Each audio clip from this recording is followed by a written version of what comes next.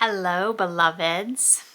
Reverend Beth here with a midweek moment for you as we head in towards the last couple weeks of Lent.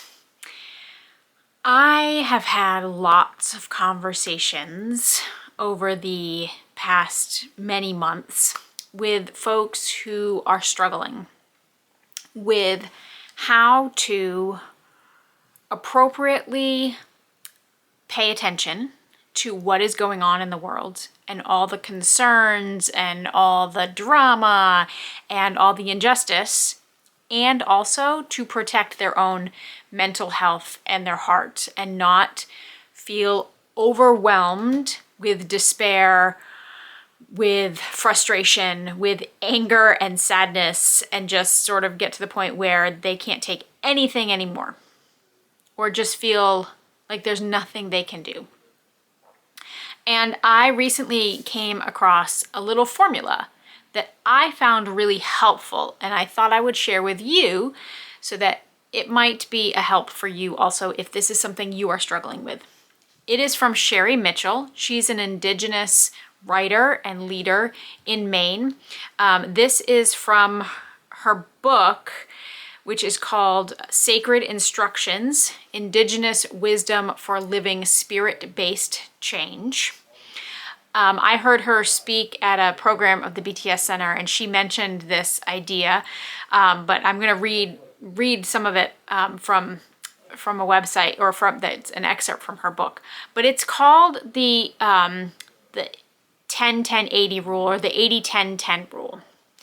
The idea is that we use 10% of our energy educating ourselves and learning about what are the problems, where harm is coming from, right? So this is 10%. Paying attention, learning, reading books, reading magazines, reading newspapers, blogs, listening to the news, right? A lot of these problems are being actively kept on life support. We need to let them die a natural death by withdrawing our support for their continued existence rather than annihilating them. Okay, then another 10% in stopping the flow of harm coming toward us. So first 10% learning, second of stopping the harm. In the warrior tradition, it means you stand in protection of life by stopping the flow of harm coming towards you without harm to the other, because it's a stand that recognizes the sacredness of all life.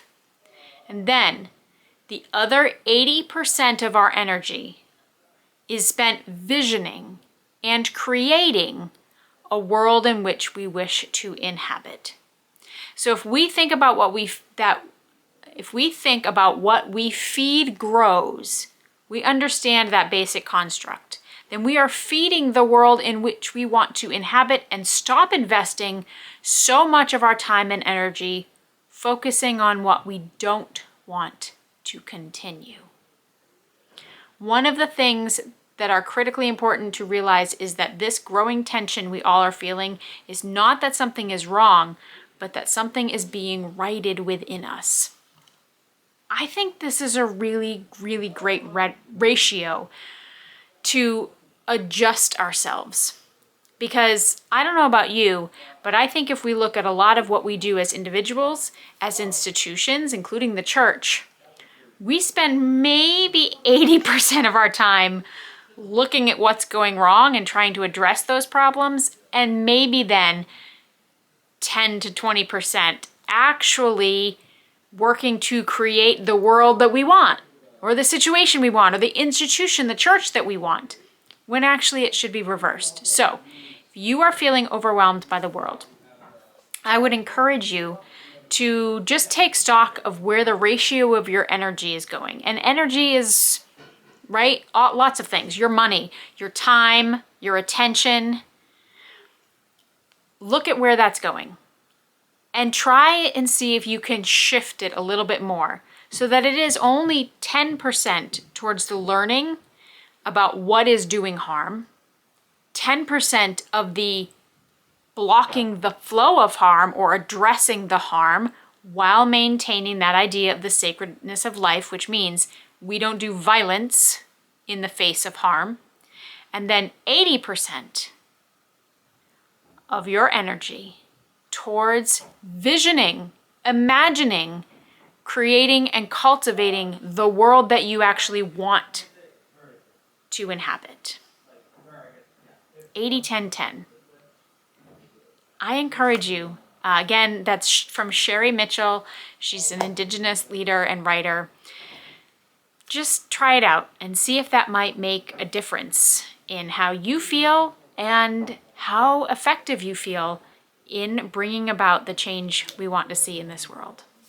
Beloveds, be well, and blessings to you on this continued Lenten journey as we head towards Palm Sunday, the Cross, and Easter. Be well.